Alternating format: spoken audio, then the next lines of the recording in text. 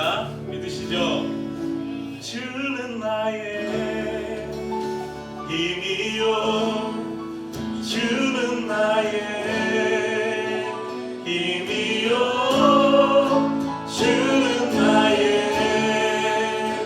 힘이요, 영원히 주를 의지하리. 주는 나의 힘이요, 주는 나의 힘이요, 주는 나의 힘이요, 영원히 주를 의지하리.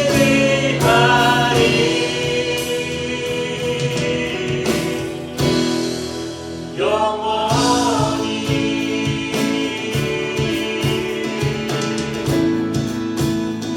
하늘 위에 주님밖에, 하늘 위에 주님밖에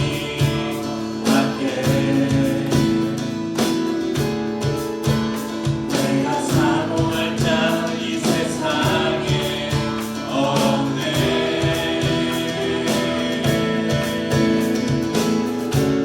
내 맘과 힘은 이룰 수 없네. 오직 한 가지 그 진리를 믿네. 주는 나의 힘이요, 주는 나의 힘이요, 주는 나의 힘이요, 영원히 주를 의지하리. 주는 나의 힘이요, 주는 나의 힘이요, 주는 나의 힘이요, 영원히 주를 의지하리. 영원히. 우리 다시 한번 고백합시다. 하늘 위에 주님밖에 우리의 도움이 없습니다. 하늘 위에 주님밖에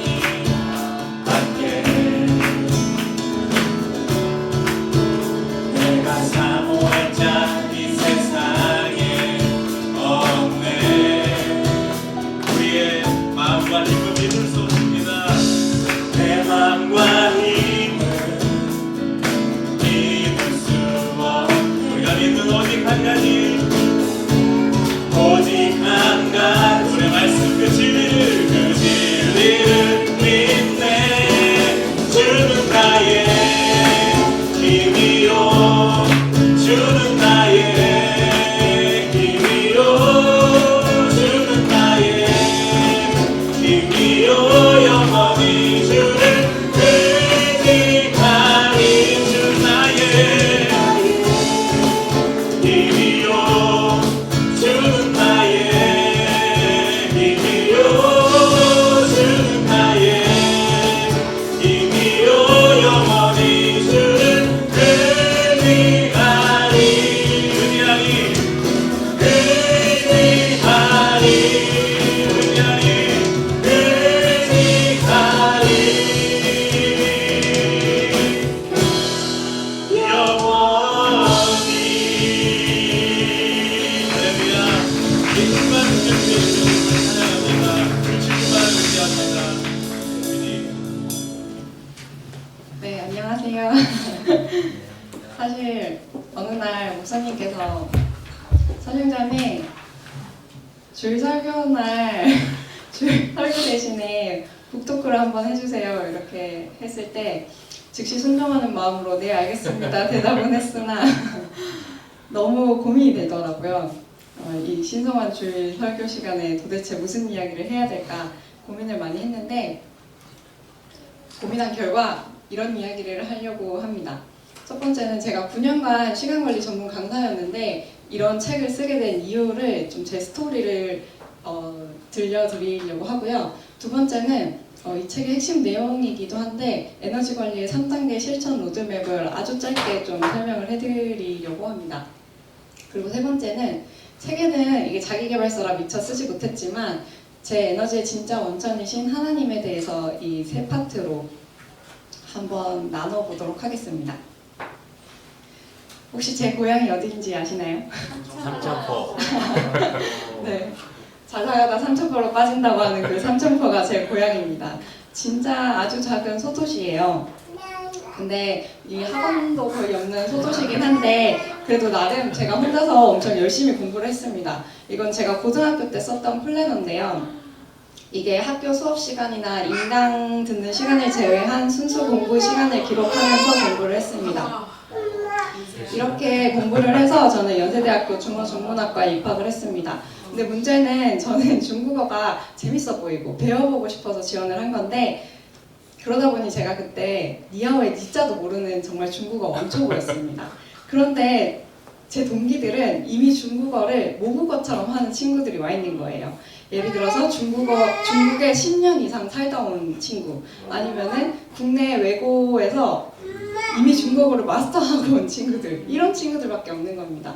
그래서 제가 수업 때도 맨 첫 줄에 앉고 시험 기간 때도 진짜 열심히 공부했거든요. 근데 매일 놀기만 하는 친구들은 시험만 치면 A뿔을 받고 저는 아무리 해도 B뿔이 최선인 거예요.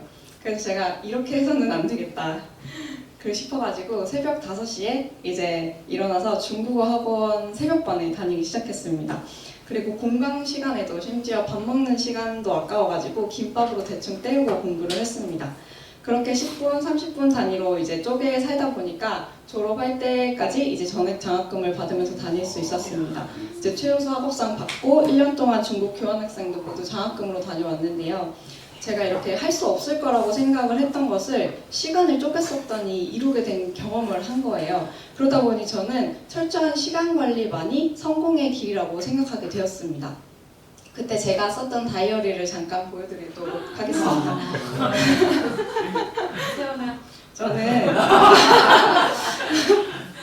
저는 이렇게 빽빽한 다이어리를 보면서 와, 내가 오늘도 알차게 살았구나 하는 생각에 아주 뿌듯해 했습니다. 그러다 제가 쓰는 바인더 회사에 취직을 하게 됐고 입사 1년 만에 회사 대표님과 이제 강의를 하게 됐습니다. 그래서 전국의 대학, 기업, 그리고 회사 본사에서 매주 시간 관리를 할 때마다 이제 이렇게 많은 수강생분들이 쉬는 시간마다 제 바인더를 보러 오는 거예요. 이렇게 보여줘야 되다 보니까 제가 시간을 더욱 강박적으로 관리를 하면서 살게 됐습니다. 생각을 해보세요. 매주 제 바인더를 검사하러 오시는 거예요, 수강생분들이. 그래서 제 다이어리를 보면은 이렇게 펼치면 일주일에 한눈에 다 보이는 구조였거든요. 근데 저는 이 시간들을 참 부지런히 채웠던 것 같아요. 사실은 시간이 비어있으면 불안했다는 표현이 더 정확해요. 뭔가를 해야 된다고 생각을 했고 기어이 무슨 일이라도 만들어 채워 넣었습니다. 이때는 제가 주말에 낮잠 자는 거 혹은 멍 때리는 시간조차 좀 시간 낭비라고 생각을 했어요. 이 시기에 저는 진짜 하나의 폭주 기관차와도 같았습니다. 중간에 멈추거나 쉬지도 않고 진짜 미친 듯이 달리는 폭주 기관차였습니다. 이렇게 아주 오랫동안 맹렬히 이제 달리다 보면 브레이크를 밟는 능력을 잃게 돼요. 그렇게 지내다 보니까 제가 이제 몸이 망가지기 시작했습니다. 한 번은 진짜 원인도 알 수 없는 병명으로 제가 회사도 못 가고 2주 동안 누워서 보낸 적이 있어요. 진짜 혼자서 음식을 먹을 수도 없어서 남편이 올 때까지 이렇게 누워서 울고만 지냈습니다. 이후에 한의원에 가서 이렇게 맥을 짚는데 원장님께서 제 몸이 너무 차다고 하시는 거예요. 그래서 제가 평소에 얼굴이나 몸에 좀 열이 많다고 느껴왔던 터라서 아니요, 저 몸에 열 엄청 많아요. 얼굴도 자주 빨갛게 상기되는데요. 이렇게 말씀을 드렸더니 그때 원장님께서 이런 말씀을 하셨습니다. 휴대폰 많이 쓰면 뜨끈뜨끈 달궈지잖아요. 그거랑 마찬가지예요. 배터리가 방전되기 전이라 뜨거운 거지 지금 몸에 에너지가 하나도 없어요. 아니, 도대체 어떻게 버티신 거예요? 이 말을 들었을 때 제가 정신을 차렸어야 했는데 그러고 나서도 저는 철저한 시간 관리만이 정답이라고 생각하며 살았습니다. 그러다가 제 인생에 아주 큰 전환점이 되는 사건이 발생을 합니다. 제가 당시 교육팀에 근무하고 있었는데 어느 날 인턴 한 명이 입사하게 됐어요. 그래서 그 인턴의 꼬임에 빠져서 결혼을 하게 되고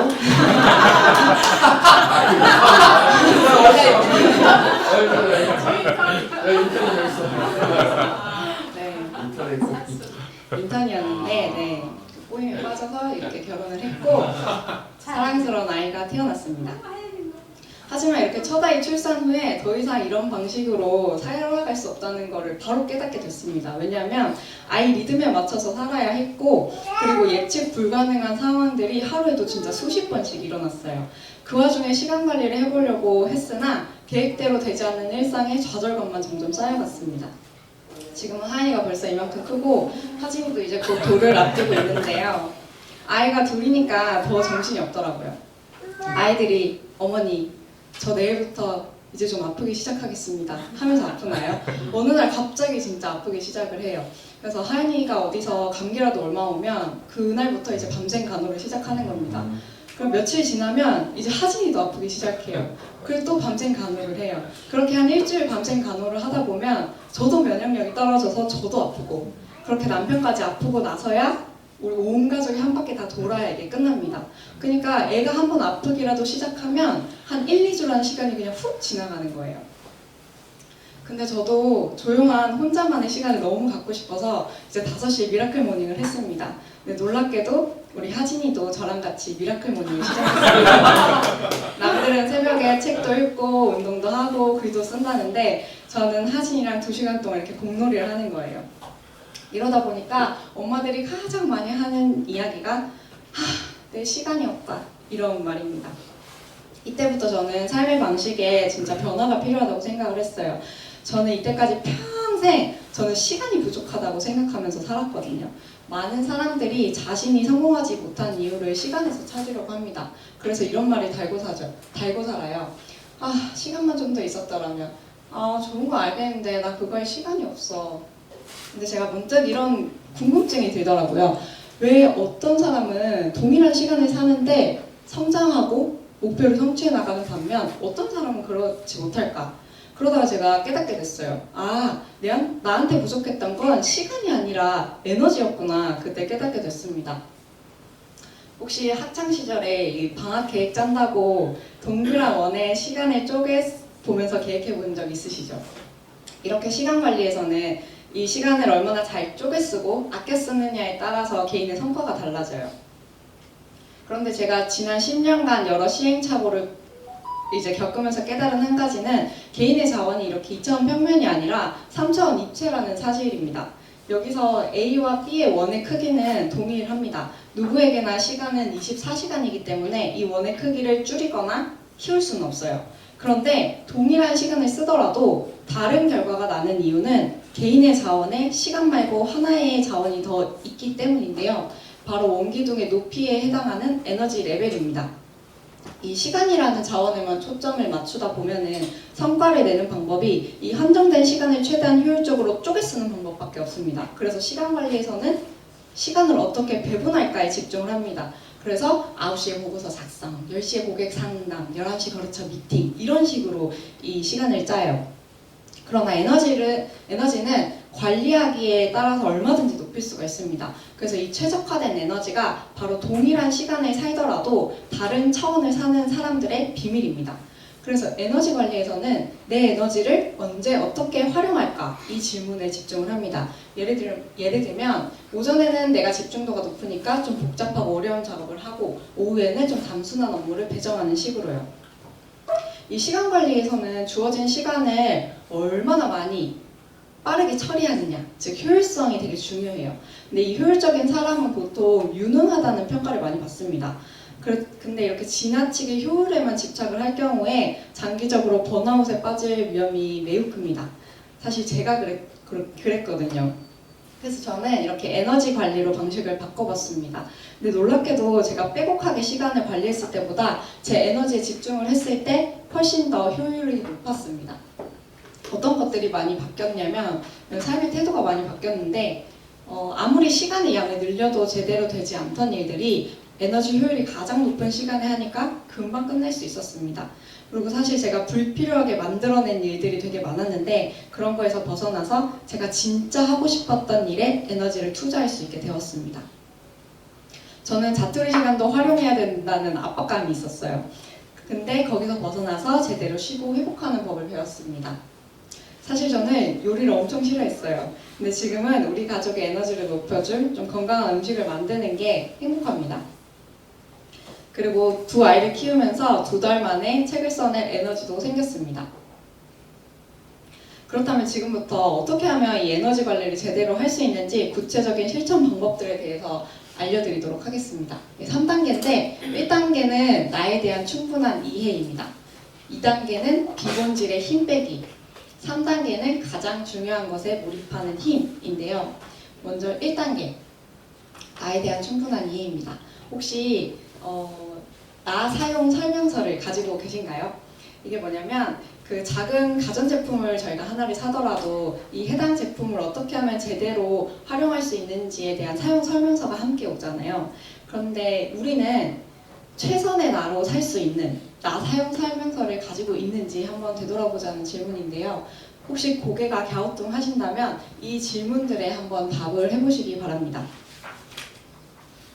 좀 이해를 쉽게 하게 도와드리기 위해서 제 예시를 좀 들어드릴게요.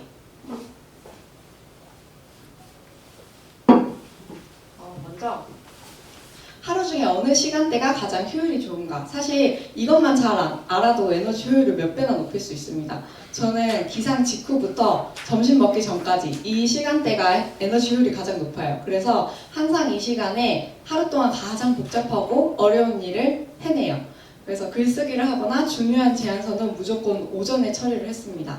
그리고 저녁 이후에는 전 너무 졸려요.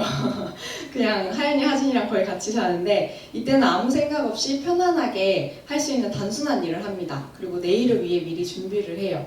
예를 들면 하연이 어린이집 가방을 좀 같이 챙기거나 내일 입을 옷을 미리 꺼내두거나 새벽에 책 읽을 책상을 치워두거나 이런 일을 저녁에 합니다. 그리고 두 번째는 부정적 감정이 올라올 때는 언제인가.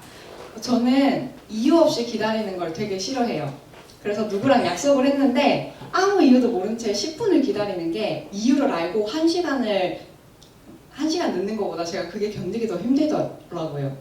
그 연애 시절에 남편이 일한다고 저한테 연락도 안 하고 약속 시간에 계속 늦는 거예요. 그럴 때마다 제가 너무 화가 나는 거죠. 근데 남편은 남편대로 고작 한 10분 늦은 걸로 그렇게 화를 내는 저를 이해하지 못했어요. 그래서 제가 화가 나는 버튼을 정확하게 알려줬죠. 그래서 그 뒤로 남편은 좀 늦을 것 같으면 전화나 문자로 이제 미리 이야기를 해주더라고요. 그래서 남편이 늦더라도 좀 기분 좋게 데이트를 시작할 수 있었습니다. 사람마다 이제 분노 버튼이 눌러지는 일정한 패턴이 있는데 이거를 사전에 알면 최대한 그 환경을 피할 수가 있어요. 이렇게 하면 괜한 감정 에너지를 빼앗기는 일이 확 줄어듭니다. 그리고 세 번째는 나에게 맞는 음식을 알고 있는가인데 사실 음식이 에너지에 미치는 영향이 생각보다 정말 큽니다. 저는 돼지고기나 튀긴 음식 그리고 면 종류 이런 거를 먹으면 먹자마자 바로 졸리고 피곤해요. 반대로 닭고기, 추어탕, 선지탕, 토마토 수프 이런 거 먹으면 오히려 먹고 나서 컨디션이 좋아집니다. 물론 저도 돼지고기 엄청 좋아하고 짜장면 정말 잘 먹습니다. 근데 제 몸 컨디션이 좀 안 좋을 때는 저한테 맞는 음식만 좀 의식적으로 챙겨 먹으려고 합니다. 이 TV 프로그램이나 책에서 아무리 좋다고 말하는 음식이나 건강 정보도 나한테 맞지 않으면 사실 아무 소용이 없습니다. 그래서 자기에게 맞는 걸 찾는 게 좀 중요한 것 같아요. 이제 나 사용 설명서가 뭔지 좀 이해가 되시나요? 네, 이렇게 나에 대해 충분한 이해가 되어야 이 에너지 관리를 제대로 시작을 할 수가 있습니다. 2단계는 이제 비본질의 힘 빼기입니다. 에너지에서 이제 의사결정 배터리를 아끼고 잘 끊어내야 된다. 이 두 가지가 있는데요. 먼저 의사결정 배터리부터 보겠습니다. 우리 에너지가 그 총량이 있어요. 그런데 여러 의사결정을 하다 보면 뇌의 에너지가 금방 없어집니다. 그래서 중요한 업무 결정뿐만 아니라 아침에 뭐 입지? 점심 메뉴로 뭐 먹지? 이거 살까 저거 살까? 이런 일상적인 결정을 반복하기만 해도 우리 뇌는 계속 피로를 느껴요. 반대로 이런 반복적이고 일상적인 의사결정만 좀 줄여줘도 우리 뇌는 더 중요한 작업에 몰입을 할 수가 있습니다. 혹시 사소한 결정을 하느라고 정작 중요한 결정에 시간을 쏟지 못하고 미뤄둔 적은 없으신가요? 지금부터 제가 일상에서 의사결정 배터리를 아낄 수 있는 몇 가지 팁을 전해드리도록 하겠습니다. 먼저 선택지를 제한하는 게 되게 중요한데요. 선택지가 많으면 아주 좋을 것 같지만 사실 오히려 의사결정 속도를 늦추기만 합니다. 할 수 있는 한 불필요한 옵션을 모두 제거하는 게 더 좋아요. 저는 집에 운동 한 켤레, 구두 한 켤레 딱 2개 있어요.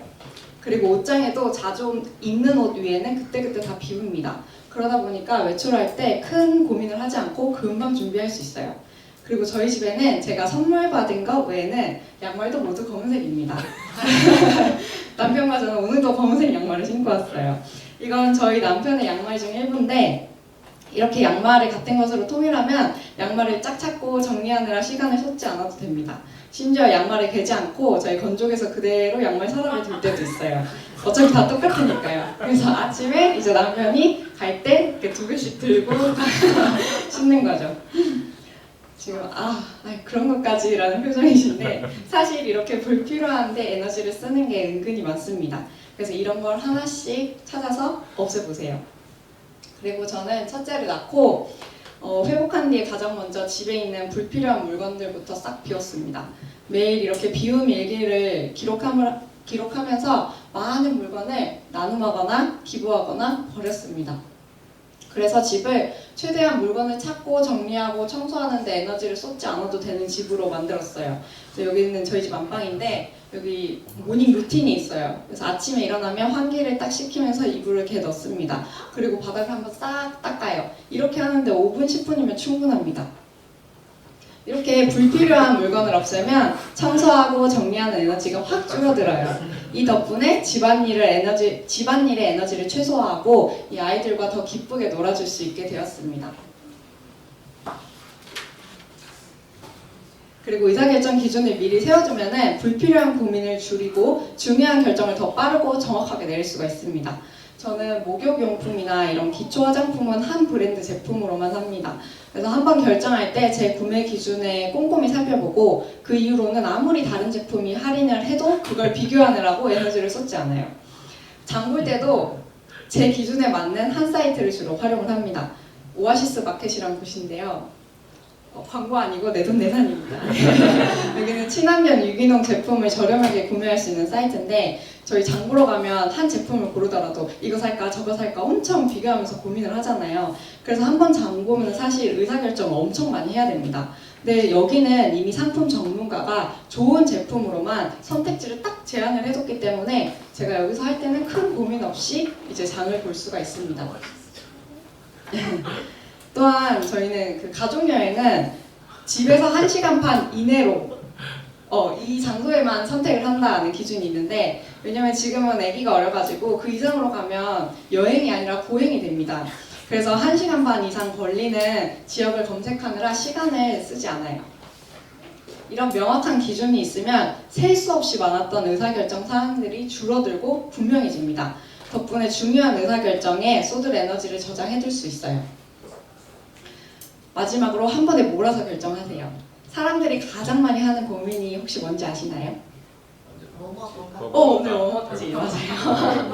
오늘 뭐 먹지? 이건데 한 조사에 따르면 우리는 매일 음식과 관련된 의사결정만 226번을 한다고 합니다. 이거 먹을까? 저거 먹을까? 아이스 먹을까? 따뜻한 거 먹을까? 저 집 갈까? 이 집 갈까? 저희 집은 그 삼시세끼를 먹는데 첫째는 유아식, 둘째는 이유식, 그리고 어른식까지 만들어야 돼요. 그러다 보니까 월화수목금토일 내내 끼니마다 이렇게 요리를 해야 되는 거예요. 이러니까 요리하고 설거지하고 요리하고 설거지하고 이렇게 하면 하루가 금방 지나가는 겁니다. 근데 해보니까 사실 1인분을 만드나 4, 5인분을 만드나 뭐 재료 손질이나 요리를 준비하는데 에너지가 크게 달라지지 않더라고요. 그래서 지금은 이제 미리 식단을 짜두고 에너지가 비교적 많은 날 혹은 주말 이런 때 한꺼번에 이렇게 요리를 합니다. 한꺼번에 여러 끼니를 만들어 두고 이렇게 1인분씩 보관을 해서 바쁠 때 바로 꺼내 먹어요. 이렇게 하다 보니까 그러면 이유식도 좀 한 번에 해볼까? 이런 생각이 들었어요. 그래서 둘째 이유식도 하진 이유식도 원래 냄비 이유식으로 그때그때 하나씩 이렇게 만들었는데 지금은 밥솥 칸막이를 활용을 해서 3일치를 한꺼번에 만들고 있습니다. 이렇게 하다 보니 월화수목금토일 매 끼니마다 이렇게 요리에 쓰던 에너지를 이렇게 줄일 수 있었습니다. 이렇게 하니까 아이 보면서 밥 대충 때우지 않고 그래도 건강하게 챙겨 먹게 되고 남편 도시락도 챙겨줄 수 있게 되었습니다. 그리고 이 비본질의 힘 빼기에서 두 번째는 잘 끊어내기인데요. 힘을 빼려면 또 중요한 게 잘 끊어내는 겁니다. 되게 여러 가지가 있지만 딱 한 가지만 말씀드리면 용기 내어 거절하는 것입니다.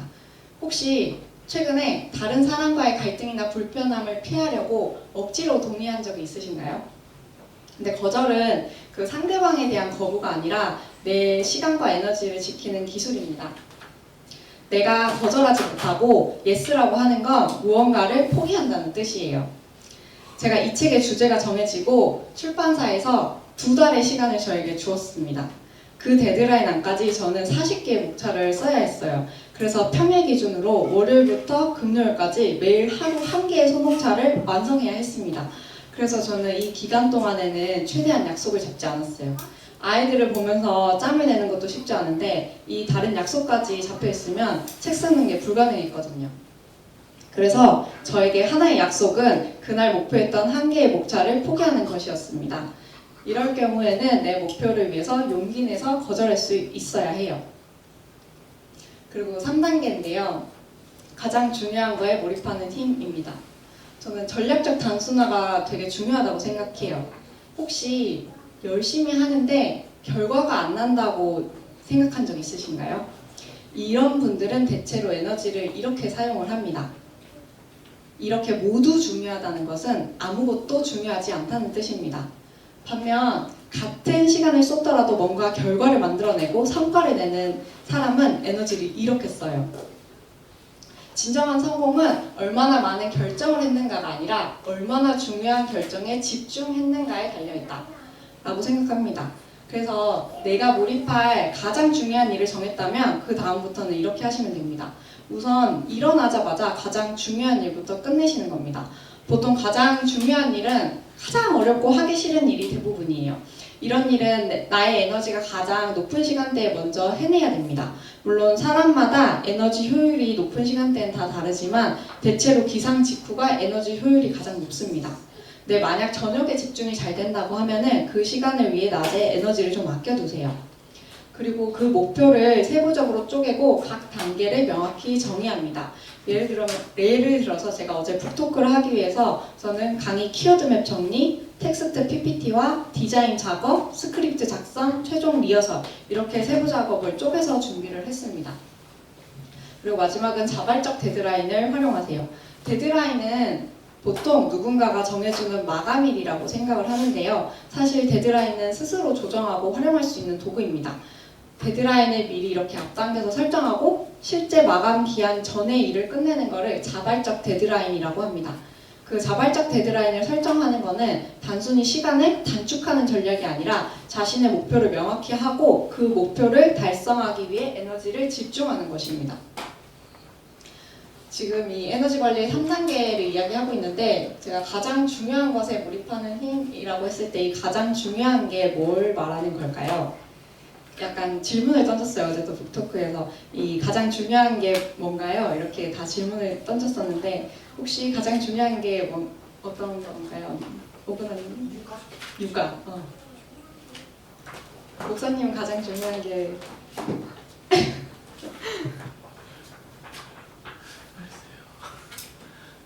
제 삶의 가장 중요한 거? 네, 가장 중요한 거. 삶의 가장 중요한 거. 교회? 교회. 네. 사모님은? 네, 교회에 있으니까 가정에. 나 자신. 오, 맞아요. 바로 나 자신입니다. 제가 생각했던 건 바로 나 자신인데요. 그래서 가장 중요한 것에 몰입하는 힘은 바꿔 말하면 나에게 몰입하는 힘이라고 할 수 있습니다. 사실 우리 모두에게 자신만의 고유한 재능이 반드시 있어요. 이 재능과 열정 그리고 삶의 경험은 세상을 변화시킬 힘을 가지고 있습니다. 그래서 당신이 세상에 줄 수 있는 가장 귀한 선물은 당신 자신이다. 이 말을 굉장히 좋아해요. 그런데 많은 사람들이 나만의 고유 능력이 뭔지 모르겠다고 합니다. 내가 잘하는 게 뭔지 좋아하는 게 뭔지 잘 모르겠어요 라고 하는데요. 그 고유 능력을 발휘할 방법은 다 같이 한번 읽어보도록 하겠습니다. 시작! 고유 능력을 발휘하려면 자신이 개인적으로 좋아하는 일과 싫어하는 일을 정하고 이에 대한 타인의 의견을 무시해야 한다. 핵심은 자신이 좋아하고 에너지를 받는 활동이 무엇인지 그리고 어떤 활동이 그렇지 않은지를 지속적으로 인지하는 것이다. 네, 스스로를 선물로 내놓기 위해 첫 번째로 할 일은 자신을 제대로 이해하는 겁니다. 근데 많은 사람들이 자신을 제대로 알지 못해요. 이유는 간단한데 멈추지 않기 때문입니다. 멈추어서 자신에게 질문을 하고 과거를 돌아보고 진정으로 원하는 삶을 탐구하는 시간을 가져야 해요. 내가 진정으로 원하는 건 뭔지, 내가 가진 강점과 열정은 뭔지, 나는 어떤 상황에서 가장 나다워지는지, 나답다는 것은 구체적으로 뭔지, 이런 질문을 통해서 우리는 타인의 시선이 아니라 자신의 시선으로 삶을 바라볼 수가 있습니다. 저도 이렇게 스스로 끊임없이 질문하고 답하는 시간을 가졌습니다. 몇 개만 보여드릴게요. 그리고 이렇게 기록을 하고 성찰을 하면서 제가 찾은 저만의 고유 능력입니다. 저는 앞으로 계속 바뀌겠지만 끊임없이 제 고유 능력을 좀 갈고 닦으면서 최선의 나로 살아가려고 합니다. 이렇게 다른 불필요한 것은 모두 버리고 최선의 내가 될 수 있는 영역을 전문화하세요. 저도 제 고유 능력을 알고 에너지를 저에게 집중하다 보니까 제가 정말로 바라던 제 모습을 이룰 수 있었습니다. 어느 날 문득 제가 만약 시간적 경제적 자유를 모두 잃어서 온전히 내가 원하는 하루를 보낼 수 있다면 그 하루는 어떤 모습일까? 이런 생각을 해보았어요. 근데 제가 새벽에 이렇게 커피를 마시면서 노트북으로 글을 쓰는 모습이 생생하게 떠오르더라고요. 그렇게 오전 시간에 집중해서 글을 쓰는 제 모습이 되게 행복해 보였어요. 저는 10년 전부터 책을 쓰고 싶다는 꿈을 가지고 있었습니다. 근데 제가 바라던 제 모습이 이렇게 명확해지니까 꿈으로만 남아있던 미래를 현실로 만들어야겠다는 생각이 들더라고요. 그래서 저는 책을 쓴 저자가 될 수 있었습니다. 우리는 항상 시간이 부족하고 바쁘잖아요. 그렇기 때문에 불필요한 것에 힘을 빼고 중요한 것에 몰입을 해야만 간절히 꿈꾸던 것을 이룰 수가 있습니다. 그렇게 했을 때 가장 최선의 나로 살아갈 수가 있어요. 저는 이 책을 딱 하나의 그 메시지로만 정리를 한다면, 진짜 누군가가 딱 하나로만, 한 문장으로만 이 책을 기억한다면 저는 이거를 꼭 기억했으면 좋겠다는 생각을 했거든요. 그래서 이거는 중요하니까 같이 읽어볼까요? 시작! 세상에 최선의 나를 드러내고 원하는 행위야말로 이 세상을 더 풍요롭고 아름답게 만드는 궁극의 법칙이다. 나를 빛내는 일이 곧 세상을 빛내는 일이다. 네, 저는 이게 제가 책을 쓸 때 가지고 있었던 가장 큰 마음이었습니다. 지금까지 그 에너지 관리의 3단계에 대해서 간단하게 알아봤는데요. 저는 사실 믿음의 3단계도 이와 크게 다르지 않다고 생각을 했습니다. 1단계, 새로운 정체성. 2단계, 주님이 일하시도록 힘 빼기. 3단계, 하나님께 집중하는 힘. 이 3단계는 제가 하나님을 알아가게 된 과정입니다. 첫 번째, 새로운 정체성인데요. 영접하는 자, 곧 그 이름을 믿는 자들에게는 하나님의 자녀가 되는 권세를 주셨으니 하나님을 알고 나서 저는 그분의 자녀라는 새로운 정체성을 얻게 되었습니다. 세상의 성공이나 실패, 그리고 사람들의 인정이 아니라 창조주 하나님께서 저를 택하시고 사랑하시는 자녀로 삼으셨다는 사실이 제 삶의 기초가 되었습니다. 저는 이제 20대 중반에 하나님을 처음 만나고 믿게 됐거든요. 하루는 이렇게 제 이름을 노트에 딱 적어두고 한자로도 딱 적고 말씀을 읽으면서 묵상을 했어요. 그러면서 이제 하나님 저를 어떻게 지으셨는지, 제가 어떻게 살면 좋겠다고 생각을 하시는지 이런 걸 좀 기도를 드리면서 제가 이제 말씀을 묵상을 했는데 그때 제게 들어온 말씀입니다. 이게 나라한 착할성 부기영 한샨롱 인데 그때 저한테 주신 말씀입니다. 로마서 8장 28절 우리가 알거니와 하나님을 사랑하는 자 곧 그의 뜻대로 부르심을 입은 자들에게는 모든 것이 합력하여 선을 이루느니라. 모든 것이 합력하여 선을 이룬다. 저는 하나님께서는 제가 겪는 모든 상황을 사용하셔서 결국 선한 결과로 이끄시겠다고 하시는 이 말씀이 너무 좋았어요. 제가 당시에 미래에 대한 불안과 두려움으로 살았었는데 이게 믿어지니까 어떤 상황에서도 그냥 그분만 믿고 가면 되겠다는 확신이 생겼습니다. 그리고 역대상 29장 12절 말씀 부와 기가 주께로 말미암고 또 주는 만유의 주제가 되사 손에 권세와 능력이 있사오니 모든 사람을 크게 하심과 강하게 하심이 주의 손에 있나이다. 저는 내 성과, 재능, 지위, 재물 이런 것들은 내 노력 덕분이라고 생각을 했었어요. 근데 그 능력을 주신 분이 하나님이시라는 걸 알게 됐습니다. 지금까지 내 능력만 믿고 살아왔는데 진짜 의지해야 할 것은 주권자이신 하나님이란 걸 깨닫게 됐습니다. 저는 이러한 말씀을 통해서 내 인생의 주인이 내가 아니라 하나님이시구나. 그리고 나의 철저한 계획 대신에 그분의 계획을 묻고 나아가야 하는구나. 이걸 알게 되었습니다. 그래서 2단계가 자연스럽게 주님 일하시도록 힘빼기였어요. 제가 하나님을 믿지 않았을 때 뭔가를 이루려고 더 해내려고 진짜 아등바등 악착같이 살았습니다. 믿고 의지할 게 저밖에 없으니까 어떻게든 저를 닥달해서 에너지 그리고 능력치를 최대로 몰아붙였어요. 하나님은 없고 내가 다 해야지 이런 식으로요. 근데 제가 다 해내려고 이렇게 꽉 이렇게 붙잡고 있으니까 항상 힘에 부치고 너무 피곤했어요. 이런 제가 약할 때 강함 되신다는 이 성경 구절을 처음 읽었을 때 너무 이해가 안 됐습니다. 이거는 다 같이 한번 읽어볼게요. 시작. 그러나 주께서 내게 이르시기를 내 은혜가 내게 족하도다. 이는 내 능력이 약한 데서 온전하였으니라 하시니라. 그러므로 너희도 길게 구하므로 나의 여러 약한 것들에 대하여 자랑하니 이는 그리스도의 능력이 내게 머물게 하려 함이라. 그러므로 내가 그리스도를 위하여 약한 것들과 능력과 공격과 박해와 공고를 기뻐하노니 이는 내가 약한 그때에 강함이라. 내 능력이 약한 데서 온전하여짐이라. 나의 여러 약한 것들에 대하여 자랑하리니 그리스도를 위하여 약한 것들과 능력과 궁핍과 박해와 공고를 기뻐하노니 이는 내가 약한 그때 강함이라. 이런 표현이 너무 모순적이라고 생각을 했습니다. 약함을 기뻐하고 자랑한다는 바울의 고백이 동의가 되지 않았습니다. 근데 시간이 지나고 이렇게 나의 힘을 점점 빼고 하나님께 맡길 때 주님께서 더 큰 능력으로 제 삶에 역사하신다는 것을 깨닫게 되었습니다. 제 연약함을 인정을 하고 하나님께 의지할 때 하나님께서는 제 삶을 통해서 일하기 시작을 했습니다. 덕분에 인간적인 노력과 계획과는 비교도 할 수 없는 너무나도 크고 놀라운 하나님의 방법과 능력들을 실제로 경험을 할 수가 있었습니다. 그동안 제 힘으로만 정말 아등바등 살아가던 제게 이 사실은 너무나도 큰 자유와 평안을 주었습니다. 마지막은 하나님께 집중하는 힘입니다. 제가 어디선가 이런 문구를 본 적이 있었는데 진짜 오랫동안 잊혀지지가 않더라고요. 아무리 대단하고 좋은 것일지라도 거기에 주님이 없으면 어떤 유익도 없다. 반대로 아무리 보잘것없는 작은 것일지라도 주님이 함께 하시면 그곳엔 선한 열매가 맺힌다. 이거를 보는데 그 요한복음 말씀이 떠올랐습니다.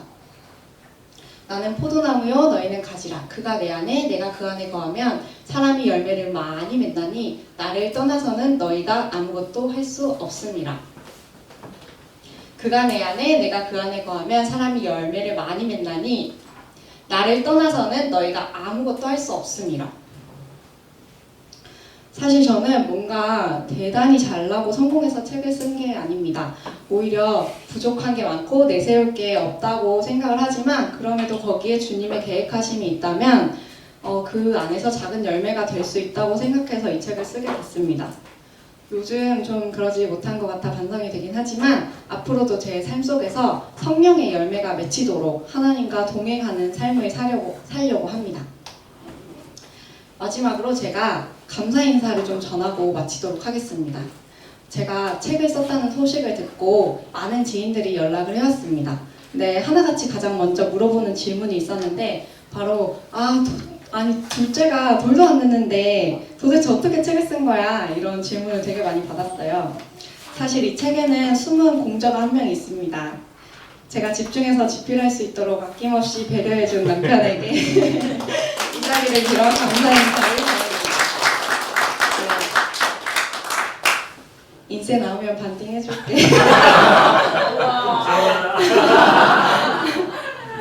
그리고 넘치는 사랑과 격려로 응원해주신 기리의 교회 가족분들께 제가 감사 인사드립니다. 여기서 받은 사랑이 차고 넘쳐서 이제는 주위에 흘려보낼 여유가 좀 생긴 것 같습니다. 항상 감사드리고 이상으로 오늘 북토크를 마치도록 하겠습니다.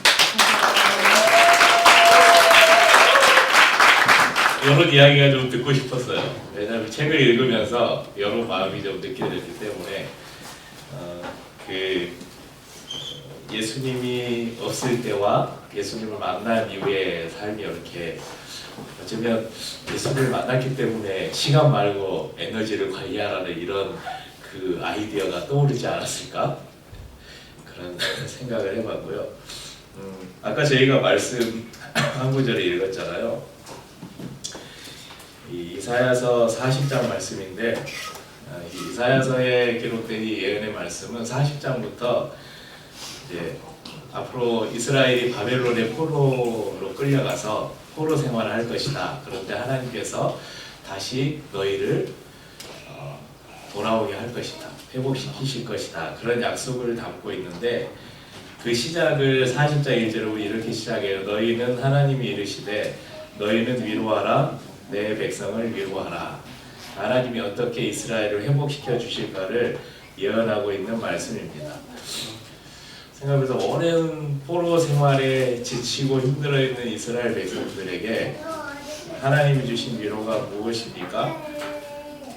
우리가 읽은 말씀에 오직 여호와를 앙망하는 자는 새 힘을 얻으리니 독수리가 날개치며 올라감 같을 것이요 다른 박질하여도 곤비하지 아니하겠고 걸어가도 피곤하지 아니하리로다. 우리는 자주 절망에 빠지기도 하고 낙심하기도 하고 지쳐서 쓰러지기도 합니다. 그래서 아까 우리 선생님의 시행착오처럼 시간 관리를 잘하면 또 에너지를 잘 집중하면 어느 정도는 우리가 극복할 수도 또 회복할 수도 있을 것입니다. 그렇지만 가장 중요한 힘은 바로 하나님으로부터 오는 영적 에너지가 우리에게 절대적으로 필요하다는 것입니다.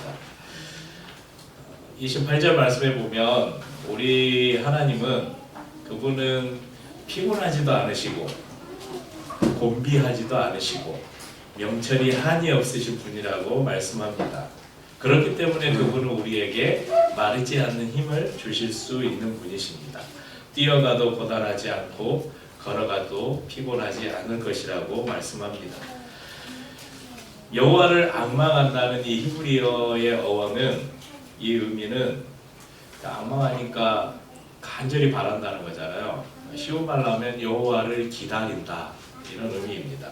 아까 그 마지막 세 번째 챕터에 보면 그 내가 뭔가를 하려고 했던 그 힘을 빼고 하나님이 일하게 하시는 것, 그것이 바로 여호와를 앙망한다는 의미가 아닐까 생각합니다.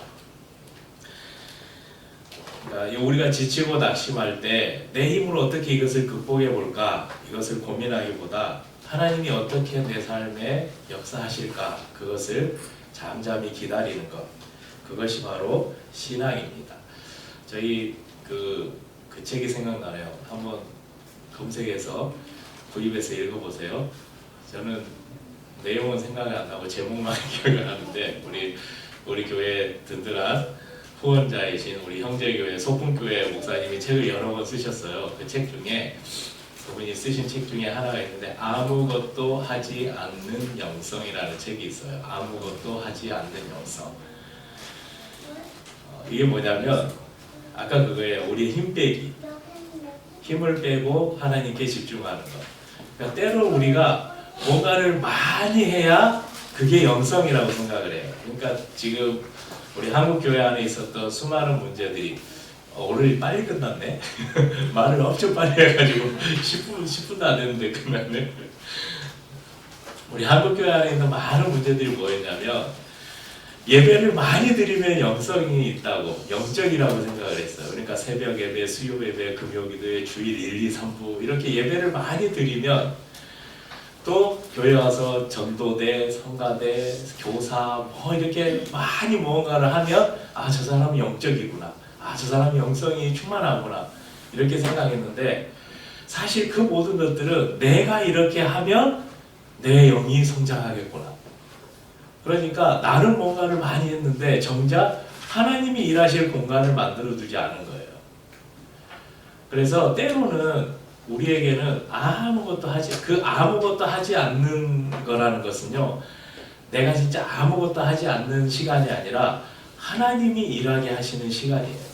그런 시간이 우리의 삶에 필요하다는 것입니다. 그러면 시간, 아까 시간 말고 에너지를 관리하라 그랬잖아요. 시간은 사실 일반 은총의 영역입니다. 제가 전에도 말씀드린 우리에게 주시는 은총, 은혜가 일반 은총과 특별 은총, 일반 계시와 특별 계시가 있잖아요. 일반 은총은 믿지 않는 사람이나 믿는 사람이나 똑같이 주시는 거예요. 시간, 하루에 24시간, 1440분. 예수 믿는 사람은 하루에 25시간입니까? 아니죠. 예수 안 믿는 사람은 20시간만 주시나요? 아니죠. 모든 사람에게 하나님은 24시간이라는 하루를 주셨어요.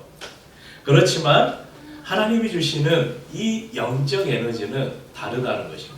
예수를 믿는 사람과 믿지 않는 사람에게 주시는 그분의 힘은 다르다는 것입니다. 영적 에너지는 구원받은 사람에게만 주시는 그분의 특별한 은혜입니다. 때로는 육체를 넘어서기도 하고 때로는 감정을 넘어서기도 하는 힘을 주십니다. 그래서 우리에게 정말 중요한 에너지는 바로 하나님으로부터 오는 영적인 에너지가 아닌가 생각합니다. 오늘 컨디셔닝이 아니라 목소리도 안 나오고 아침에 나와서 찬양 연습을 하는데 목소리가 안 나와가지고 막 삑사리가 얼마나 나는지, 그래서 오늘은 찬양을 하면서 뒤에 설교 안 하고 선생님이 하니까 불사리리라 하고 찬양 시간에 있는 힘을 다해서 했지만 그래도 목소리가 안 나와요. 제가 이제 한 20년 넘게 이렇게 목회를 하고 또 오랜 시간 동안 제가 교회 안에서 예배사역자로 찬양 인도를 많이 했잖아요. 어떤 때는 1부, 2부, 3부, 4부 예배까지 하루에 예배를 4번을 계속 인도하던 시절도 있었는데 정말 몸이 안 좋고 도저히 이 소리가 안 나올 그런 상황에서도 그 딱 서기만 하면 어디서 오는지 그런 내가 이전에 경험하지 못했던 그런 에너지를 주시는 그런 경험들이 많이 있었습니다. 여러분의 삶에도 아마 정말 모든 것들을 다 내려놓고 싶고 포기하고 싶고 아무것도 할 수 없다라고 생각되는 그 순간에 내가 예상치 못했던 어떤 힘이 여러분에게 임했던 것을 경험한 적이 있을 것입니다. 그것이 바로 영적 에너지, 하나님이 우리에게 주시는 에너지입니다. 그러면 그 에너지를 어떻게 얻는가? 오늘 말씀에서 주 여호와를 앙망하는 자가 새 힘을 얻는다. 앙망하는 게 뭐라고요? 기다린다. 그분이 내 삶에 일하시도록 잠잠히 기다리는 시간을, 아까 우리 선영자매 이야기 중에 그런 거 있잖아. 스케줄표를 저는 참 책을 읽으면서도 오늘 이야기를 들으면서도 나는 저렇게 못 살겠다.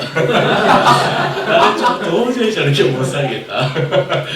그런 생각을 이제 50대 쓰니까 안 바뀔 거야.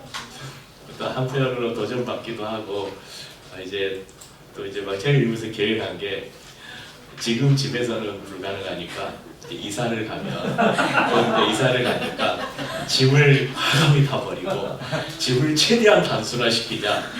막 이런 이제 막 책을 읽으면서 나름대로 이런 방식들이 아닌데 생각을 하고 있는데 이런 이야기 했잖아요. 스케줄표를 빽빽하게 하다가 몸이 고장나고 그런 경험을 했다고. 근데 그냥 우리 삶에 많은 사람들이 그 여백을 불안해하잖아요. 아까 말한 것처럼 그때 우리 삶에는 꼭 그런 여백이 필요합니다. 그 시간이 허비하는 시간이 아니라 하나님이 우리에게 말씀하게 하는 시간, 그 시간이 필요하다. 제가 참 인상 깊었던 그 집회가 있는데 지금은 이제 도라노 경배와 찬양이라는 오늘의 교회에서 있었던 옛날에 한참 1990년대 이 한국 교회를 휩쓸었던 경배와 찬양 운동이 있었어요. 그래서 그 하스테반 목사님이라는 분이 있는데 그래서 막 그 전국을 다니면서 이렇게 집회를 하면 광고를 안 해도 홍보나 이런 걸 안 해도 수천 명이 모여서 예배를 드는데 거기에 침묵 기도 학교가 있어요. 그래서 그 침묵 시간에는 절대 말을 하면 안 돼요. 아무 말도 하지 않고, 그리고 기도 시간이 있습니다. 기도 시간이 있는데 침묵 기도 시간이 있어요. 침묵 기도 시간이 뭐냐면 그냥 소리를 안 내서 기도하는 시간이 아니라, 소리를 안 내고 기도하는 시간이 아니라 아무 생각을 안 하는 시간. 근데 여러분 한번 때때로 해보세요. 침묵을 하는 게 얼마나 어려운지. 여러분 우리가 소리를 안 내면, 그래서 어떤 사람은 막 소리를 내면서 막 통성으로 기도하는 분들이 계시는데, 통성 기도보다 더 몇 배 어려운 게 침묵 기도예요. 여러분 이렇게 눈을 감고 지금 잠깐 해보세요. 눈을 감고 잠깐만 있으면 막 뭐 생각나죠? 생각나죠? 별 생각이 다 나요. 눈을 감고 아무 이렇게 있으면. 근데 그 생각을 안 하는 게 엄청 힘들어요. 그러니까 그 생각을 안 해야 하나님이 우리에게 말씀하시는 음성을 들을 수 있다는 거죠. 그래서 우리 삶에 하나님을 앙망 하시, 그분이 우리에게 말씀하시는 시간들을 꼭 많이 가지시기를 바랍니다. 또 우리에게 이 선생님의 책과 이야기가 우리에게 주는 또 삶의 유익이 있잖아요. 그러니까 이 책을 통해서 우리의 삶이 조금 더 점검되고, 우리의 시간들이 좀 더 효율적으로 사용되고, 우리의 에너지들이 좀 더 효율적으로 사용돼서 우리의 삶이 더 풍성해진다면, 그것이 하나님이 또 이 책을 통해서, 선영감을 통해서 하시는 일이 아닐까, 그런 생각을 하면서, 많이 책 많이 팔려서 인쇄 많이 받아서 조한영에 받게 기도해 주시고, 마지막으로 성경 한 구절만 읽고 마치겠습니다. 빌립보서 4장 13절에 내게 능력 주시는 자 안에서 내가 모든 것을 할 수 있느니라. 아멘. 함께 찬양하고